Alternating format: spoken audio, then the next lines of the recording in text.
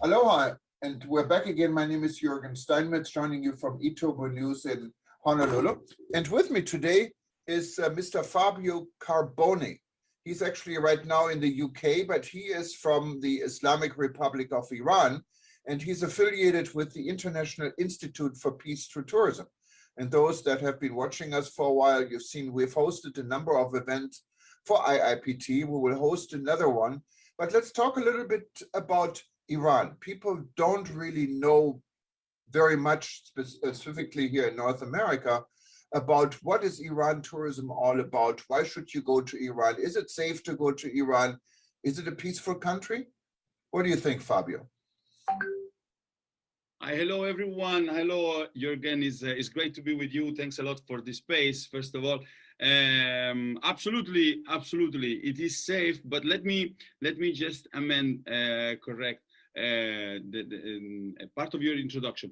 I'm Italian. My name is Fabio Carboni. I'm Italian, but I'm a special envoy for Iran of the International Institute for Peace Through Tourism. And in Iran, I founded in 2018 the Iran chapter of the International Institute for Peace Through Tourism. Now, back to your question, is it safe to travel to Iran?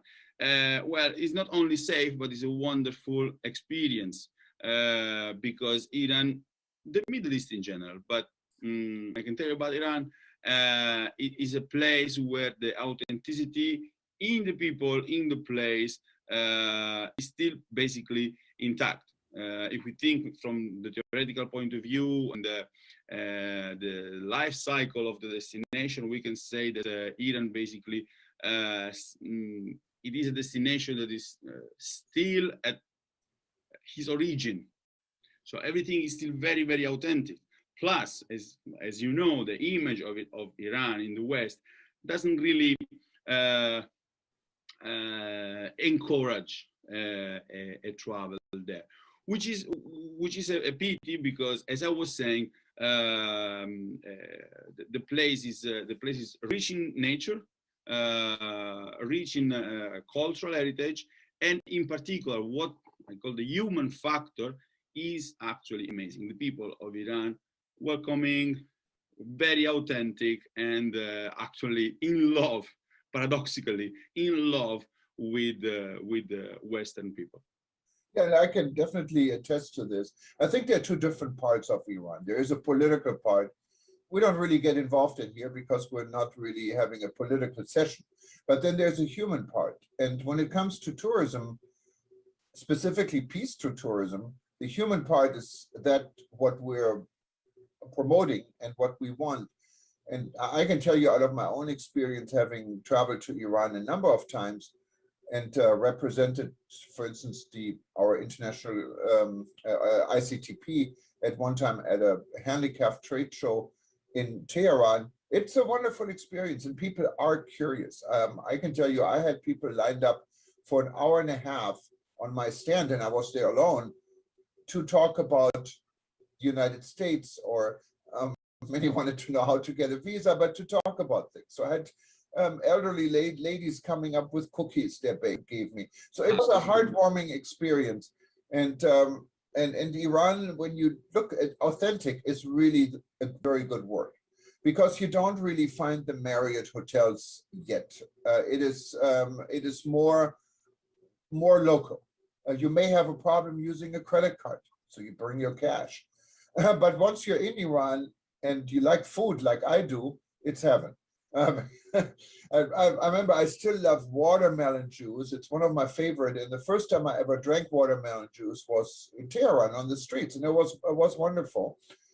And so there is a lot more to Iran than the political picture many are painting these days. Now, tell us a little bit, what is there in Iran to see? It's important that you pick the point of the political aspect, but because we always highlight this aspect. The International Institute for Peace Through Tourism is a non-political organization. So, as you were correctly said, when we talk about tourism, we talk about the people of the place, the authenticity of the place, and the encounter among people, the local community. With regard to what to see in Iran, this is another paradox that I live when I arrive there, because also in this sense we have the idea of this country sometimes like desertic countries, and I found there a place where there is snow, where there is a huge forest, the sea, the Caspian Sea, and then in the south, of course, the desert. I'm in love with Tehran personally, the city, but it's amazing. Shiraz, Isfahan. They used to say Isfahan is half of the world. So who visit Isfahan already visit half of the world. Also because Iran, let's remember, when we talk about Persia, so most of the civilizations, etc., they were in contact with these places, and still today, again, on the contrary of what we think in the West, it's important to say that different religions and different cultures live together there. But we can even talk not only about Catholics and Muslims, etc., but there are communities that still follow the archaic religion of the Zoroastrianism, and the cult of the fire, and still exists, and is not only tolerated, but is completely accepted, and obviously is one in Yazd, is a part of being UNESCO heritage, but it's one of the main places where the people go. It's amazing. It's a very beautiful experience. And me personally, exactly because I'm Italian, Iran is also interesting because it's the only place that I see that has the same glories of Rome. Actually, Romans, right, they could not enter Iran, Persia, and they were defeated. So it's also very interesting to see the things from this point of view. We have the idea of the Romans ruling on the all known world, and then you arrive there when there is a civilization that is more ancient than Rome, and that is as rich as the Roman Empire and the Greek Empire, and the Greek. And Fabio, you said you loved Tehran, and Tehran is definitely a very vibrant city. Has its problems like pollution, I think, similar to what we experience in Los Angeles and Beijing and Bangkok. So the air is not always the cleanest air, but you can always escape to the mountains. And I know when I was there last time, this was maybe 5, 6, 7 years ago, people were building apartments up in the mountains around Tehran. Did this progress, or a lot of people living up there now? No, this obviously it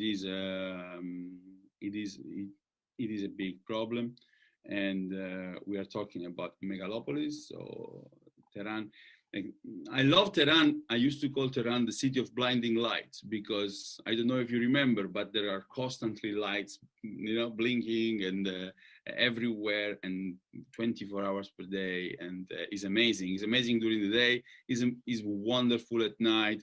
I found Tehran a very romantic place and vibrant, as you say. The special element of Tehran for me is exactly the mix between this vibrant life that exists there, and still, anyway, the authenticity, as we were saying before, because the people still live in a way that, if I'm in Rome and I ask for an information, sometimes people, they're busy, they're their own life, etc., etc.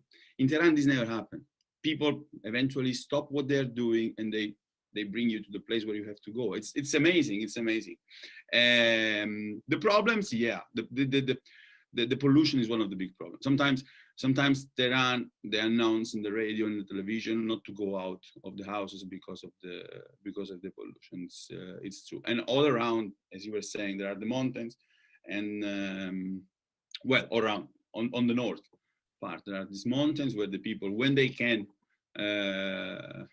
they try to go, even because they love nature, and every green space for them is a place for a picnic. Yeah, and of course you can always escape the big city and experience the countryside, like the Caspian Sea is a wonderful place with nature, and Isfahan, and visit some of the other cities. Besides Tehran, what do you think, if someone only has limited time, they should see besides the capital city? Well, I'm not one of the best person to answer this question, because I love all Iran. But for a person who has not so much time, they even more than Tehran, they used to suggest what they call the Golden Triangle: Isfahan, Yazd, and Shiraz, which is on the south of Tehran. But I can tell you, I know Iran from north, the Turkish area, Azeri area,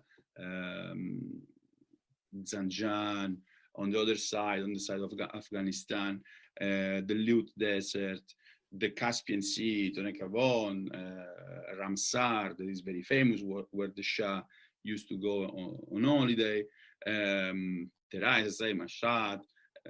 I know a lot of places. All of them are different, and all of them really are spectacular. So, but in the touristic normally the tourist guides would suggest you this golden triangle. So once again, Shiraz, Isfahan, and Yazd. And it's important when we're talking about tourist guides. We had a number of tourist guides on our show, and we will again when we do our Heroes event. We're going to catch up with tourist guides in different parts of the world.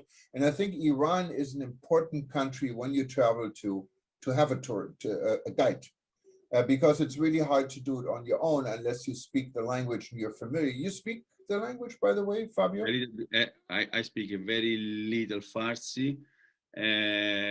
Plus, I have the privilege of going there, not as a tourist in reality. I was never there in holiday. I was always there for a reason of work with the IPT and meeting people of the universities and meeting people of different associations. So I never really need I have a lot of friends there, so I never really needed a guide because I have constant interaction with the locals. But your friends are your guides, you know. Your friends are your guides, yeah, exactly.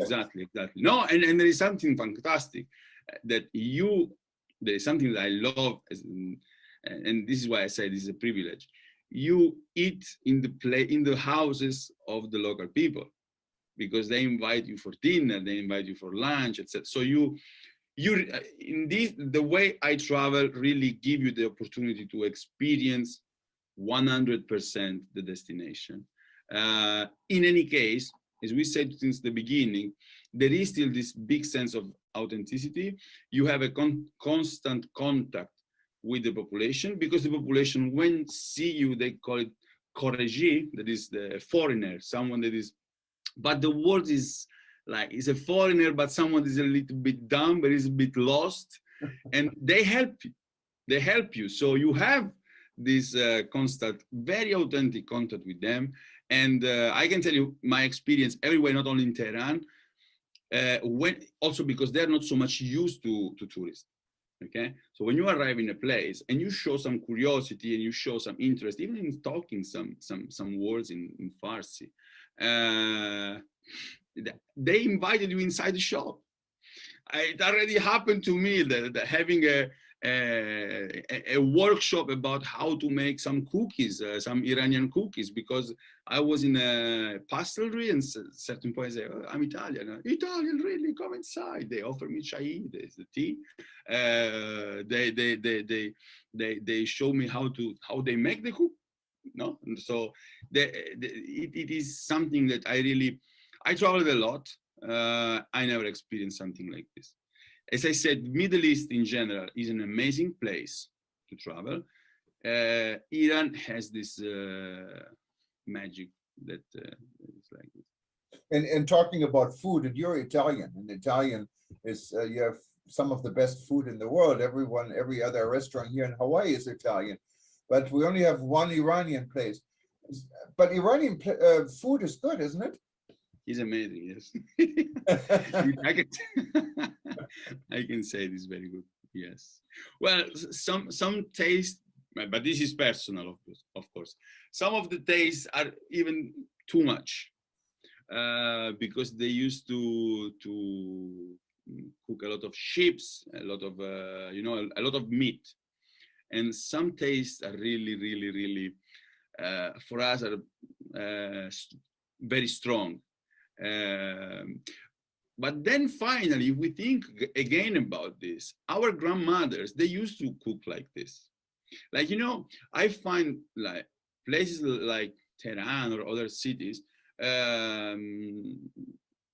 like make me remember the Italy that they show in the movies, like the Italy of the 1950s or so yes, it's a very big complete experience, also from the point of view of the food.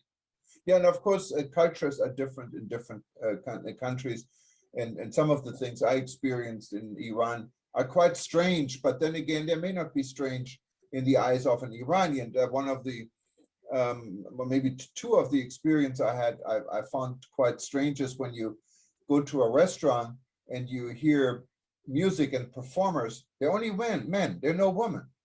What happened? Yeah, well, as we were saying before, there is, well, for the work that we do, me, you, we are not involved or interested with the political part. I mean this in a cultural sense. I don't mean it in a life. political sense. No. There are singers, but they here the problem is that they cannot perform. Actually, not even like it's not like in Europe, like you have a pub with live music, for example. It's not exactly like this. If it's traditional music, yes, it's more accepted, but you don't have a rock band in the pubs, you know. This is not, and in particular, you don't have women singing, but this is something related more to the politics. But no. Culturally speaking, Persians have absolutely no issues with this. No, and it's not only the singing. Even I remember when I went to someone's home who invited me, and the wife cooked, and it was absolutely wonderful. And they did have Persian rock music. They got it from a radio station on satellite from Los Angeles. Exactly. It wasn't available locally, and then there was also alcohol all of a sudden, so that wasn't an issue anymore. But the only thing what kind of triggered my curiosity, and you know, it's strange in a Western eye, the wife who did all the cooking, who went through all this work, she sat in the kitchen, while everyone else was sitting in the living room enjoying the dinner. So I you know, there's some things, and that is definitely not political because it's in your own home. Yeah. So in this case, you eventually, this was a house of Muslim family, and this is quite normal, right, for but we have to remember that Iran originally is Persian, is not Arab, and the Muslims were a minority. So, for example, to me, I'm in Iran like almost 10 years. To me, this never happened. I know that sometimes can happen in the family that are traditional. For example, when you enter in a house and the woman cover herself with a hijab, this happen if the woman is Muslim, but not, this doesn't happen all the time. Which is not something necessary, which is not something bad. We have also to respect the belief of everyone, obviously. This is not a critique, but just to describe the country. So there is this big variety, as I was saying before, of religion. When they're outside, everyone is covered with the hijab because the law requires to cover yourself with the hijab, even if you are a tourist. And it's okay. So this is a rule, and you have to follow the rule. But then in the house, everyone do the things according to their own beliefs. So you can enter in the house where people cover themselves because they are Muslim, and you are a stranger. You don't belong to the family, so they follow their own tradition. There are other people that are not Muslim, and they act more naturally in a more relaxed way.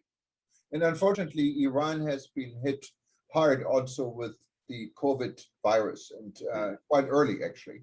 Numbers were skyrocketing compared to other destinations on the same level as Italy went through back in 2020. What was enormous. How's the situation now with COVID?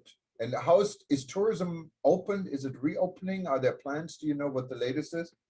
In the reality, the commercial flights, they were. I was in Iran. A couple of months ago, and for 1 month, commercial flights they continued. The problem is that all the countries in the West they suggest not to go, and they still suggest not to go because the situation, unfortunately, indeed is critical. Me myself, I lost several friends for the COVID, And you have to consider that the situation there is that a situation that is already problematic by itself, but then there is this big limitation to drugs and the medicines that is related to the well, obviously, we said we don't want to talk about politics, but we're talking about this. It's necessary to say this, to the sanctions. So they do not have access to some of the medicine used for the COVID because of the sanctions. So and that is exactly, Fabio, on a global scale. I think not only Iran is complaining about, many other countries, specifically in Africa, are complaining about that there is no equal access to vaccine and medication.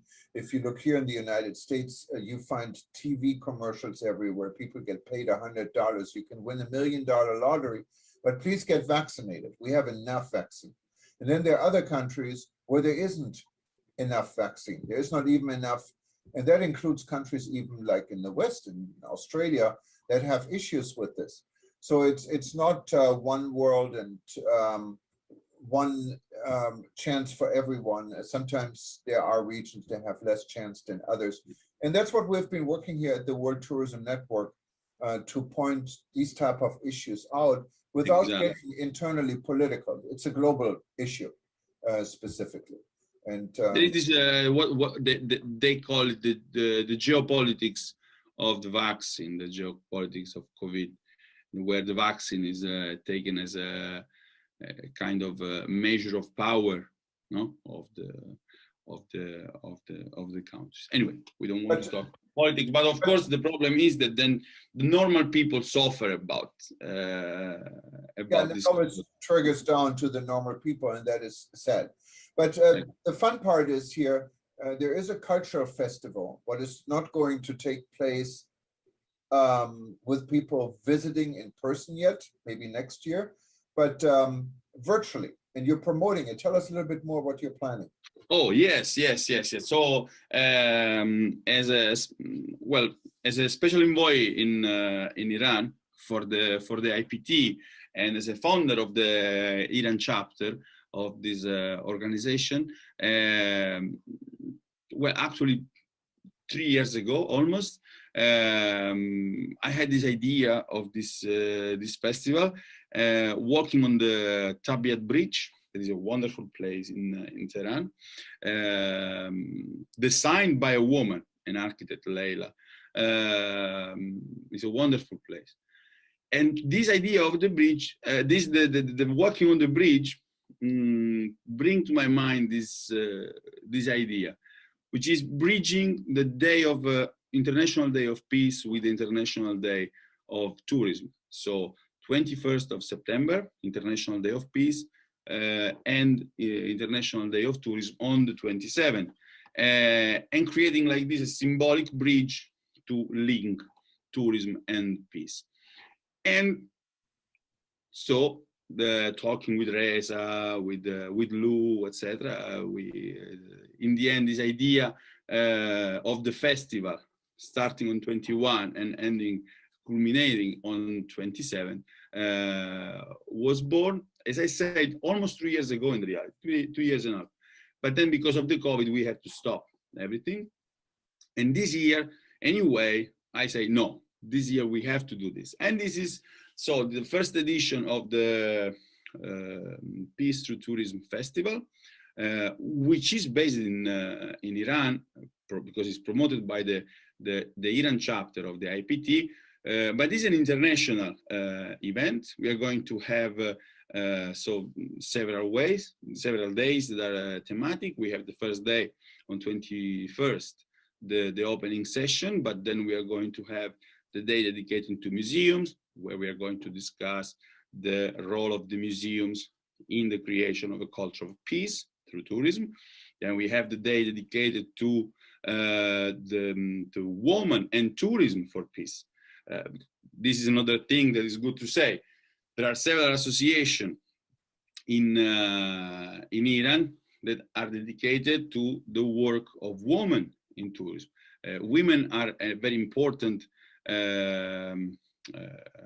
part of the a lot of them highly educated. So the society, the Iranian society, rely a lot and on women. And this is another thing that in the West we don't have this idea. What else? So yeah, many participants, many workshops. We are going to have for example, the workshop of the Iranian photographers of the National Geographic. They're going to show us like this hidden Iran. So the idea is this: having 1 week in which we talk under through several perspectives about tourism as a vehicle for peace. So the role of the museums, the role of the woman, so gender equality, the role of culture, identity. So this is the main idea. That sounds really good, and we're going to help you to announce it also.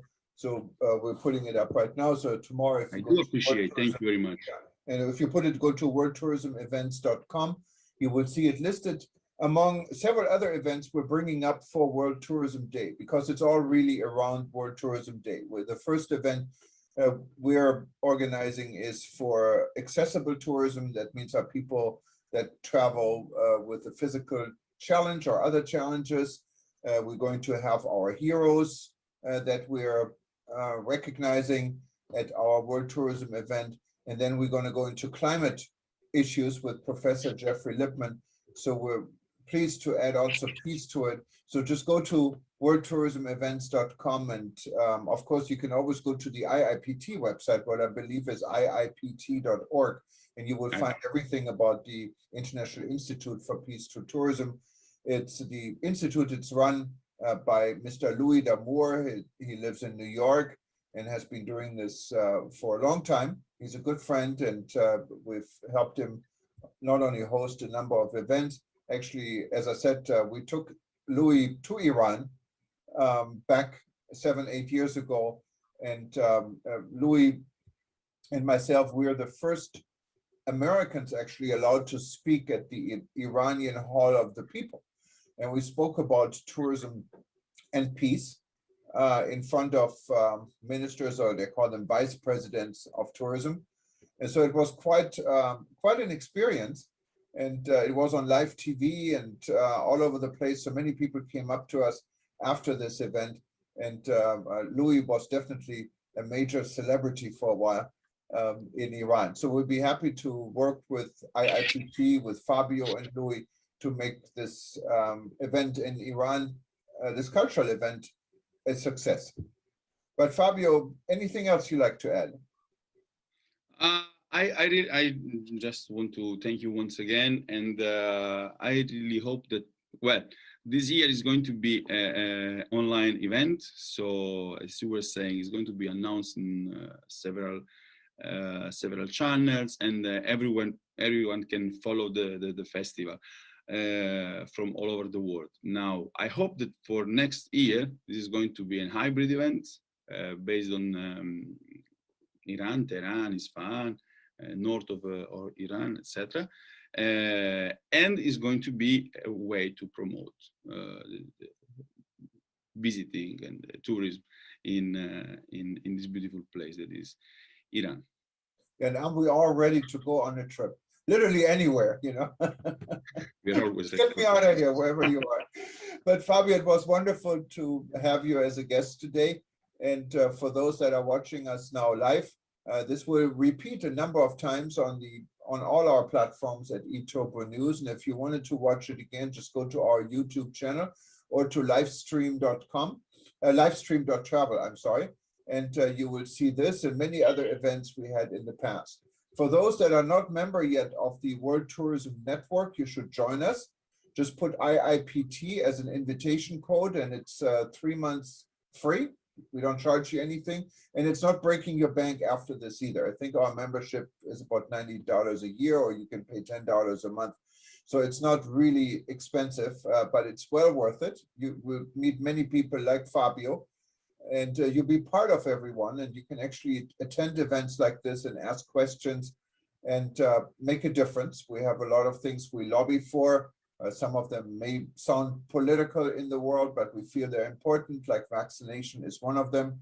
So join us, go to WTN.travel, click on the join button.